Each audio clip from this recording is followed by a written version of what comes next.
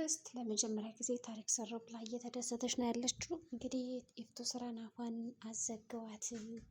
ከአሁን በኋላ በእኔ ላይ ምንም አይነት ስልጣን የላትም፣ እንዲሁም ደግሞ የራሱ ልትጎዳኝም ልትጠበቅብኝም እንዲሁም ደግሞ ልታስፈራራኝም አችልም በማለት አሁን ላይ ትዳርሽን እበትነዋለሁ፣ አፈላልስብሻለሁ፣ እኔ የምልሽ ነገር የማትቀበይ ከሆነ ግን ዋጋሽን የምሰጥሽ እኔ እስከዛሬ ዝም ያልኩሽ እንደው ፈርቼሽ እንዳይመስልሽ እኔ ከአንቺ የተሻልኩ ሰው ልሆን ብዬ ነው እንጂ በማለት ብዙ ነገሮችን ስትነግራትም ነበረ። ይፍቱ ስራ ለመጀመሪያ ጊዜ ስትደነግጥ አይተናል፣ እንዲሁም ደግሞ ተመልክተናል። ይፍቱ ስራም የህብስት ሁኔታ ሁልጊዜ እንደዛ ስትሰደብ እና ስትንቋሸሽ ዝም ብላ ስትራመድ የነበረች ሰው አሁን ላይ እንደዚህ ሆና ስታያት በጣም ነበር የተደመመችው። ምን ነክቷት ነው ይች ልጅ እንደዚህ ልትጮህብኝ የቻለችው?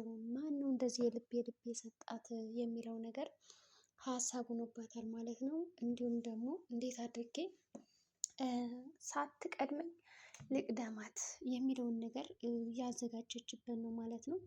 እናም ቀድማ ትዳሬን ከመበተኗ እና ከመፈራረሱ በፊት እኔ የሆነ ነገር ማድረግ አለብኝ።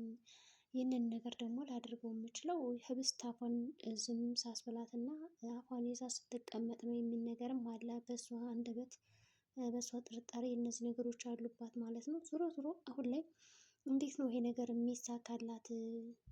ህብስትን አፏን ዝም ለማስባል ትሞክራለች፣ በድጋሚ ልታግታት ትችላለች።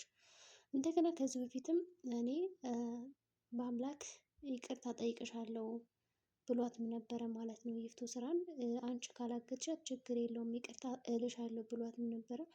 በዛ ምክንያት ራሱ ተናዳለች። እንዲሁም ደግሞ መረጃዎችን ሲፈልግባት ነበር። በአምላክ ያገትሻት አንቺ ነሽ፣ ስለዚህ እኔ ደግሞ ይቅርታ ልልሽ የምችለው አንቺ ባታግቻት ነበር እንጂ አሁን አንቺ ካገትሻት በኋላ እኔ ለምንድን ነው እሺ ብዬ የምቀበልሽ የሚል ነገርም አለና ይቅርታ አልጠይቅሽም ብሏታል። በዛ ምክንያት ተበሳጭታ ነው ያለችው።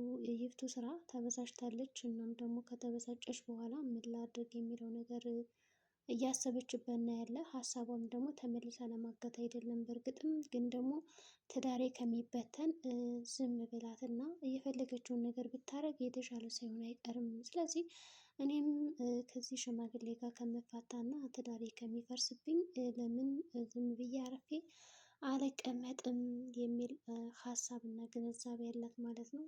በዛ ግንዛቤዎቿ ተመካክራ የምታደርገውን ነገር ለማድረግ እየወሰነች ያለችበት ደረጃ ላይ ደርሳለች። ታዲያ በዚህ መካከል አቶ አለም በጣም ተደስቶ ነው ያለ። ምክንያቱም ይቺ ህብስት አሁን ጠንካራ ስለሆነች እና እንደገና ደግሞ በእሷ ሀሳብ የምትመራላት ስላልሆነች እያገናዘበች ነው ያለችው ማለት ነው። እንዴት አድርጌ ዋጋዋን ልስጣት የሚለው ነገር አሳስቧታል። እንዴት አድርጋ ዋጋዋን እንደምትሰጣትም እያሰበች ነው ያለችው። ይፍቱ ስራ ዞሮ ዞሮ ለጊዜው ግን ልተዋት። ምክንያቱም አሁን ላይ የሆነ ነገር አድርጓት ማለት ሁሉም አቅጣጫ ወደ እኔ ነው የሚዞር። ደህና በስንት መከራ የተገላገልኳትን እንዲሁም ደግሞ ሲጠረጥሩኝ የነበረው በሙሉ ከኔ ጋር ተወግዶልኝ ነበረ። አሁን ላይ ተመለሽ ይቺ ልጅ አንድ ነገር አድርጉ ማለት ጥርጣሬዎቻቸው እንዳለ ወደ እኔ ነው የሚመለሱት። እናም ይሄ ነገር እንዳይፈጠር ከፈለኩ ማድረግ ያለብኝን ነገር አረጋለሁ ብላ ነው እንግዲህ የምታስበው ማለት ነው። ሀሳቧም አሁን ማሳመን ነው። ህብስትን እሷ እንዳላገተቻት ለቤተሰቦቿ እንዳለ ማሳወቅ። ከዛ በተጨማሪ ደግሞ በአምላክ ይቅርታ እንዲጠይቃን ነበር እንግዲህ የጻፈችው።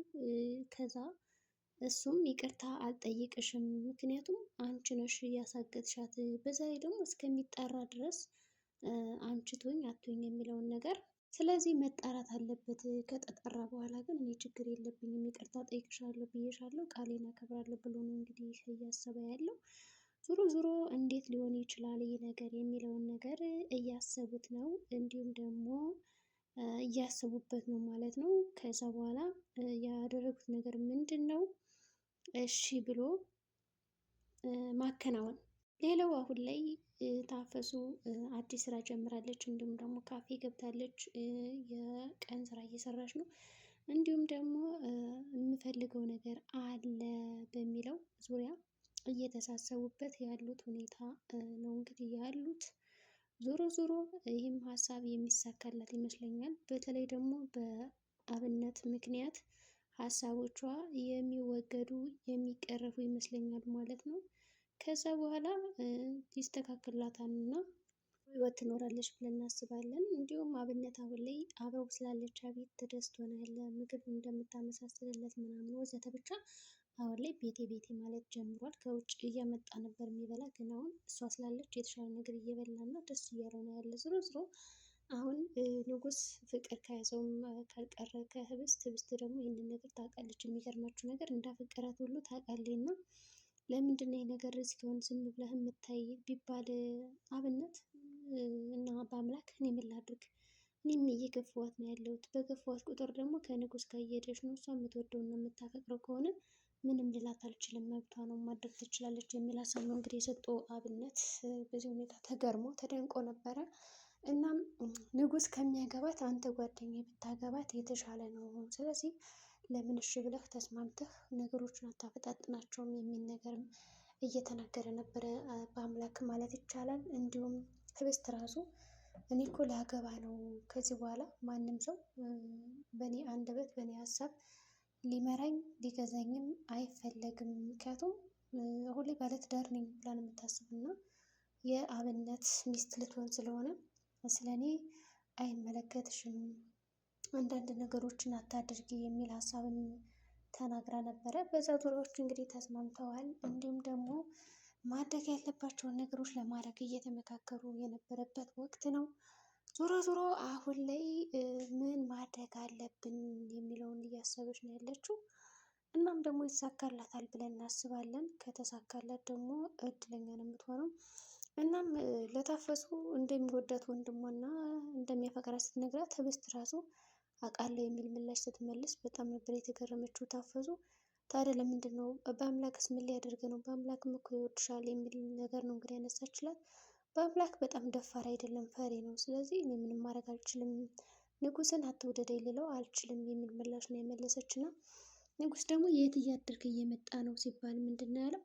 ሆቴል እያደርኩ ነው፣ አልጋ ቤት እያስኩ እኔ ደፋር ሰው ነኝ፣ በቃ እሱን ከማሸማቀቅ ብዬ እዛ እያደርኩ ነው ምናምን ሲላት ህብስት ምንድን ነው በቃ ደስ አላት። ምን አለ በአምላክም እንደዚህ ደፋር ቢሆን ጀግና ቢሆን እያለ ማነጻጸር ጀመረች እና በመጨረሻ እኔ ደፋር አይደለሁም አይደል፣ እኔ ጥሩ ሰው አይደለሁም አይደል ምናምን ብሎ ሲነግራት እንግዲህ ድንግጥ ነው ያለችው። የሚገርማችሁ ነገር እሷ አሁን ምን ብላ ነው የምታስተባብለው? እንግዲህ ንጉስ ጀግና ነው አንተ ሰነፍ ነው ልትለው ነው ወይስ ምን ልትለው ነው ለበአምላክ?